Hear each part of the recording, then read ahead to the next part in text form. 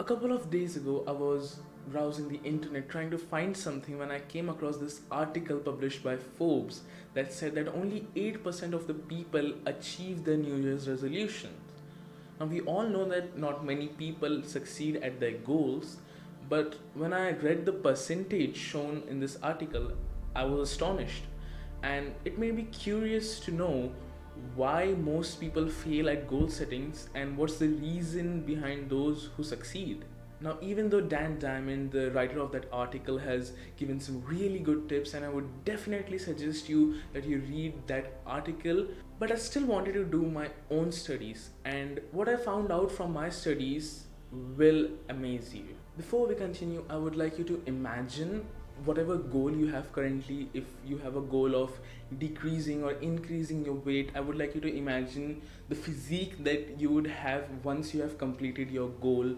If your goal is to have lots of money, then imagine the lifestyle you would have if you are a billionaire. Now, if you have finished imagining, I would like to congratulate you that you have successfully decreased the chances of you actually accomplishing that goal.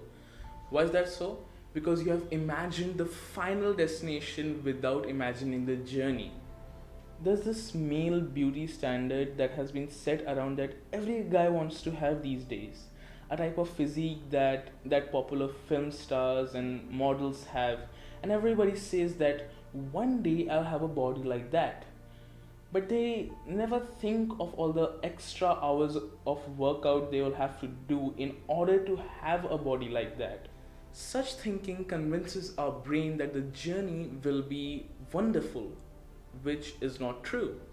You may have seen the photos of the road to success not being straight but twisted and full of obstacles. But we have only fed our brain with the final divine picture and not the struggles. So, whenever an obstacle comes in our way, our brain quickly gets discouraged because it thinks that the magnificent image portrayed to him in the beginning was nothing but a tantalizing glimpse.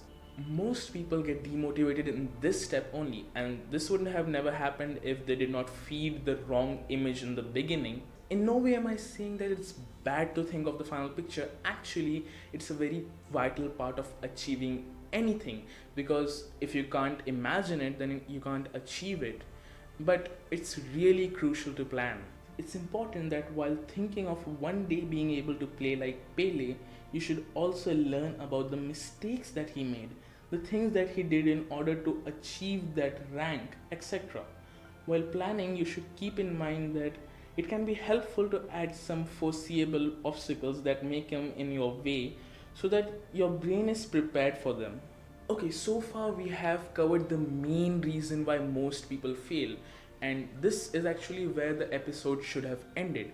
But I felt that there are many people who actually finish this step but still fail.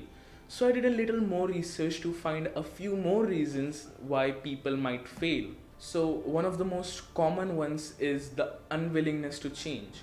People want to achieve big goals, but they're also very reluctant to changing themselves in order to achieve those goals. You should know that certain changes in your life can bring out a better version of you and can also improve your personalities in ways you can't imagine. When you are working on a project or trying to accomplish a goal, then you will have to make some changes in your life in order to finish that project or accomplish your goal.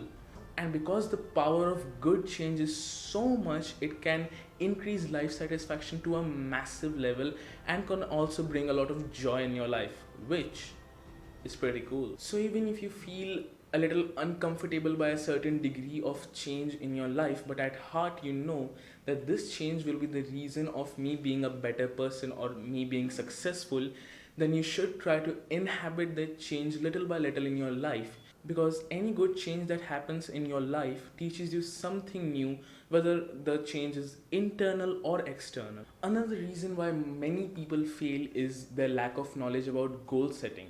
For most people, goal setting is just about deciding of achieving something and probably make a to-do list.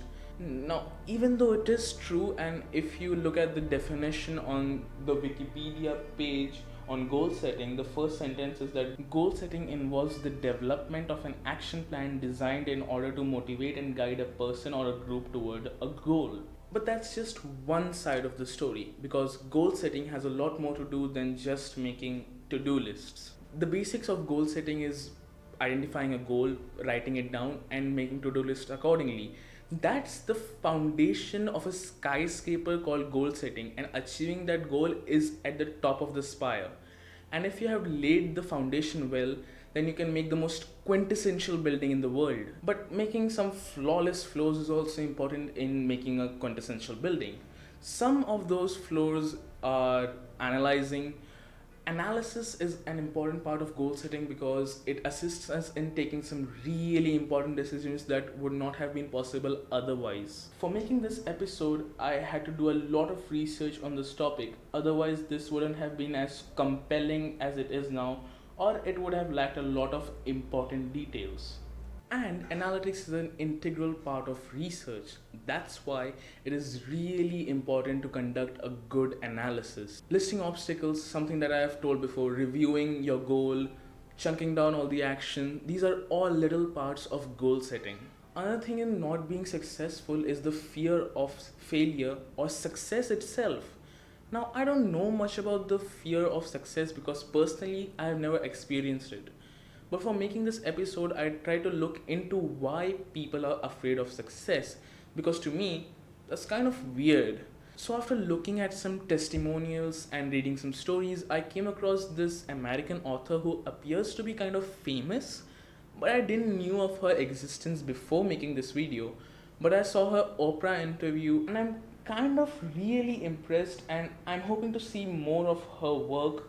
Her name is Marianne Williamson, and the quote says, "Our deepest fear is not that we are inadequate. Our deepest fear is that we are powerful beyond measure. It is our light, not our darkness, that most frightens us. We ask ourselves, who am I to be brilliant, gorgeous, talented, fabulous?" This quote hit me hard. And after thinking about it, I felt that every single person on earth has had the fear of success in some period of our lives, even if we never noticed it. We all have felt unworthy of something in some point in our lives, even if it was subconscious, and as a result, we sometimes self sabotage ourselves for no real reason. After looking a little more on this topic, I realized that the fear of success is directly linked with the fear of change. It's actually the fear of change that might come from success that haunts us. As humans, we like to stick to our routines, whether it's good or not. But someday or the other, we must realize that change is inevitable, and we need to change some things in our lives for our own good.